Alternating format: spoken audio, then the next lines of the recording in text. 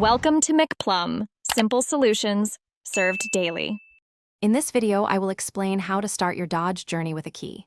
First, always confirm your vehicle's transmission is securely in park or neutral before attempting to start it.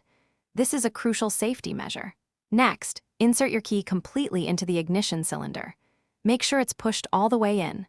Then, turn the key clockwise to the start position and hold it there briefly until the engine turns over.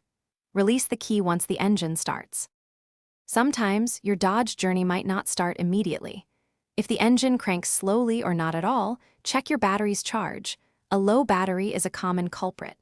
Also, examine your key for any visible damage or excessive wear, as this can prevent it from making proper contact within the ignition.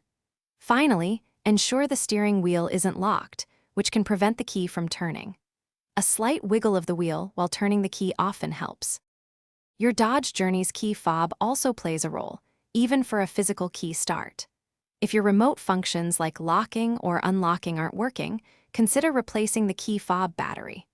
The vehicle's immobilizer system is designed to only allow starting with the correct, programmed key, adding a layer of security.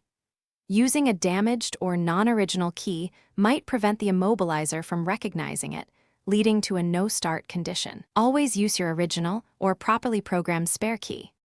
Maintaining your Dodge journey regularly is key to avoiding unexpected starting issues and ensuring its longevity. Simple checks, like battery health and ignition system integrity, can save you a lot of hassle.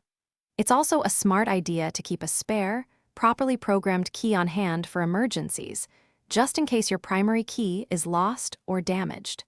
For those looking to improve their financial well-being, check the description for a link to a fantastic book and other great deals.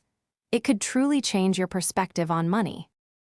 Thanks for watching. Stay juicy and subscribe.